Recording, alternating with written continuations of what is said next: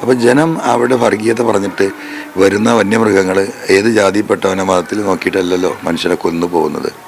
അപ്പോൾ അവിടെ ഒന്നും വിലപ്പോവില്ല. ജനങ്ങൾക്ക് അറിയേണ്ട അവരുടെ എക്സിസ്റ്റൻസാണ്. ആ വിഷയം ഉയർത്തിപ്പിടിച്ച് പിണറായിസം ഈ മലയോര കർഷകരോടും ഈ പറയുന്ന മലബാറിലെയും മലപ്പുറത്തെയും ജനങ്ങളോടൊക്കെ കാണിക്കുന്ന ഒട്ടനവധി അനീതികൾ, ആ വിഷയങ്ങളൊക്കെ പറഞ്ഞിട്ടാണല്ലോ ഞാൻ ഇറങ്ങി വരുന്നത്. നമ്മളിപ്പോഴും ആ വിഷയം തന്നെയാണ് ഉയർത്തിക്കൊണ്ടുവരുന്നത്. നിലമ്പൂരിലെ വാശിയേറിയ ഉപതെരഞ്ഞെടുപ്പിന് ഇനി മണിക്കൂറുകൾ മാത്രമാണ് ബാക്കി. ഇന്ന് നിശബ്ദ പ്രചാരണത്തിൻ്റെ ദിവസമാണ്. എൻ്റെ കൂടെ സ്വതന്ത്ര സ്ഥാനാർത്ഥി PV അൻവർ ഉണ്ട്. നിശബ്ദ പ്രചാരണത്തിൽ സ്ഥാനാർത്ഥികളൊക്കെ വോട്ട് തേടി ഇറങ്ങിയിരിക്കുകയാണ്. PV അൻവർ ഇപ്പോഴും വീട്ടിലാണ്. ആത്മവിശ്വാസം കൊണ്ട് തന്നെയാണോ? അല്ല, ഞാൻ വീട്ടിലിരുന്നാലും വോട്ട് പിടിക്കണം. കമ്മ്യൂണിക്കേഷൻ ഒരുപാട് സംവിധാനങ്ങളുണ്ടല്ലോ, ആ പണി നടക്കുന്നുണ്ട്. വെറുതെ ഇരിക്കല്ല. രാവിലെ 5 മണിക്ക് എഴുന്നേറ്റ് വോട്ട് പിടിക്കാൻ തുടങ്ങിയാണ്.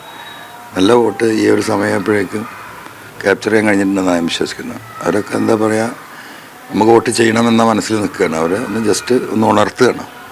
അത് ഫോൺ വഴി തന്നെ ധാരാളം.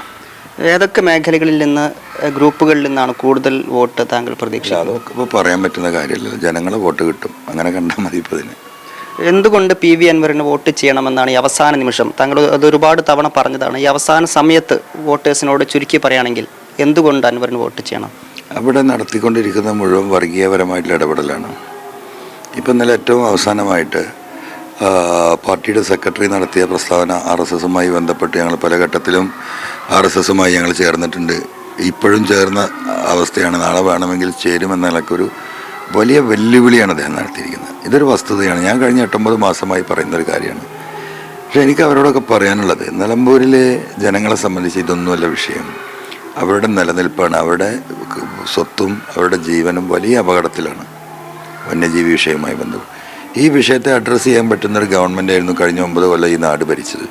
അതിനുള്ള ശേഷി പിണറായിക്കുണ്ടായിരുന്നു. അതിനുള്ള സാമ്പത്തിക സംവിധാനങ്ങൾ കിഫ്ബി വഴി അദ്ദേഹത്തിന് ഉണ്ടാക്കിയെടുക്കാൻ കഴിഞ്ഞിരുന്നു. പക്ഷെ ഒരാളും തിരിഞ്ഞു നോക്കിയിട്ടില്ല.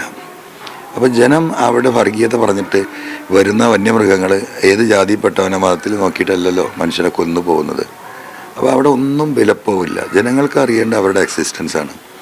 ആ വിഷയം ഉയർത്തിപ്പിടിച്ച് പിണറായിസം ഈ മലയോര കർഷകരോടും ഈ പറയുന്ന മലബാറിലെയും മലപ്പുറത്തെയും ജനങ്ങളോടൊക്കെ കാണിക്കുന്ന ഒട്ടനവധി അനീതികൾ, ആ വിഷയങ്ങളൊക്കെ പറഞ്ഞിട്ടാണല്ലോ ഞാൻ ഇറങ്ങി വരുന്നത്. നമ്മളിപ്പോഴും ആ വിഷയം തന്നെയാണ് ഉയർത്തിക്കൊണ്ടുവരുന്നത്. സ്വാഭാവികമായും ആ വിഷയത്തിന് അവിടെ ജനങ്ങൾ പ്രതികരിക്കും. അപ്പോൾ ആ ജനങ്ങളോട് എനിക്ക് പറയാനുള്ളത്, ഇത് നമുക്ക് ഒരവസാനത്തെ കപ്പൽ എന്നൊക്കെ പറയുന്നത് പോലെ ഉള്ളൊരു സംഗതിയാണ്. ഇവിടെ മനുഷ്യൻ്റെ ഈ അടിസ്ഥാന പ്രശ്നങ്ങളിൽ സത്യസന്ധമായ നിലപാട് സ്വീകരിക്കാതെ ഇവിടുത്തെ ഭരണാധികാരികൾ, അതിനോടൊപ്പം നിൽക്കുന്നവർ, അവിടുത്തെ സ്ഥാനാർത്ഥികൾ, ഇതൊക്കെ അവർക്ക് കൃത്യമായി അറിയുന്നതാണ്. ഈ വിഷയത്തിൽ ആത്മാർത്ഥമായൊരു ഇടപെടലും നടത്താത്തവരാണ്. ഷൗക്കത്തിനെ സംബന്ധിച്ച് അദ്ദേഹം ഒരിക്കൽ പോലും പിണറായിക്കെതിരെ പറഞ്ഞിട്ടില്ല. ഇന്നിപ്പോൾ RSSനെതിരെ അനുകൂലമായി RSSുമായി ബന്ധം ഗോവിന്ദ മാഷ് പറഞ്ഞപ്പോൾ എല്ലാവരും മതേതര സമൂഹം അതിനെ എതിർക്കേണ്ടായത്. ഷൗക്കത്ത് എന്താ ചെയ്തത്? അതിലെന്താ വലിയ പ്രത്യേകത? ഇത് രേഖകളിലുണ്ടല്ലോ, മുമ്പേ RSSുമായി ചേർന്നിട്ടുണ്ടല്ലോ എന്ന രീതിയിൽ അതിനെ ലൈറ്റാക്കാൻ വേണ്ടിയിട്ടാണ് അദ്ദേഹം സ്വീകരിച്ച നിലപാട്. അദ്ദേഹത്തിൻ്റെ സ്വഭാവം അതാണ്. അപ്പോൾ അദ്ദേഹത്തിൻ്റേതായ കാഴ്ചപ്പാട്, അദ്ദേഹത്തിൻ്റെതായ ലാഭക്കച്ചവടവും, അദ്ദേഹത്തിൻ്റേതായിട്ടുള്ള വളർച്ചയും, അദ്ദേഹത്തിന് സമൂഹത്തിൽ പേര് കിട്ടാനുള്ള നിലപാടുകളാണ് മുമ്പൊക്കെ എടുത്തിട്ടുള്ളത്. അതിൻ്റെ പേരിലാണ് തങ്ങളെ പറഞ്ഞതും സിനിമയുമായി ബന്ധപ്പെട്ട കാര്യങ്ങളും ഈ ഇപ്പോൾ നിലമ്പൂർ പള്ളി ക്രിസ്ത്യൻ ചർച്ചുമായി ബന്ധപ്പെട്ട വിഷയങ്ങളൊക്കെ ജനങ്ങൾ ചർച്ച ചെയ്യുന്ന സ്വയം പേരെടുക്കുക.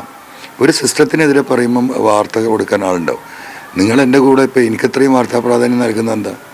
നമ്മളൊരു സിസ്റ്റത്തിനെതിരെ പറയുന്നതുകൊണ്ടാണ്.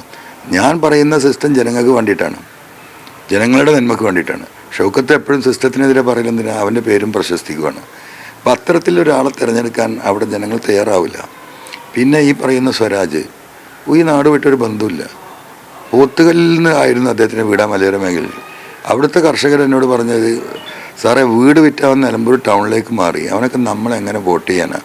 ഇവിടുത്തെ ഈ വന്യമൃഗശല്യം കൊണ്ടല്ലേ അദ്ദേഹം പോയത്. മനസ്സിലായോ? പിന്നെ അദ്ദേഹം ഒരു പാർട്ടിയുടെ ഒരു വിഭാഗത്തിൻ്റെ വക്താവ്, എന്നും പിണറായിയുടെ വക്താവാണ്. ഈ പറയുന്ന സഖാവ് VSനെയൊക്കെ പച്ചത്തെറി പറഞ്ഞിട്ടുള്ളതാണ്. പാർട്ടി ഒറ്റക്കായിട്ടായതും ചെയ്തിട്ട് ശരിയല്ല എന്ന് പറഞ്ഞ നിലപാടാണ് ശബരിമല ഇഷ്യൂ. അത് പിണറായിൻ്റെ നിലപാടായിരുന്നു. അതിനെ പാർട്ടിക്കകത്ത് വലിയ വലിയ എതിർപ്പുകളുണ്ടായിരുന്നു. പക്ഷേ സ്വരാജ് കേരളം മുഴുവൻ ആ വാഴ്ത്തുപാട്ട് പാടി നടന്നു. ഇപ്പോഴും ആ വാഴ്ത്തുപാട്ട് പറയുന്ന ഒരു വ്യക്തിയായിട്ടാണ് സഖാക്കൾ അദ്ദേഹത്തെ കാണുന്നത്, ജനങ്ങളും അതാ കാണുന്നത്. അതിൽ വലിയ എതിർപ്പുണ്ട്. VSനെ ഒന്ന് പോയി ഇങ്ങനെ ഒരു തെരഞ്ഞെടുപ്പ് ഘട്ടത്തിൽ അദ്ദേഹം ജയിച്ചിരിപ്പുണ്ടല്ലോ. 1964 പാർട്ടി പിറന്നപ്പോൾ CPIM-നോടൊപ്പം നിന്ന 10-30 ആൾ നേതാക്കന്മാരിൽ സഖാക്കളിൽ ആകെ ജീവിച്ചിരിപ്പില്ല ആളുകൾ പോയിട്ടില്ല.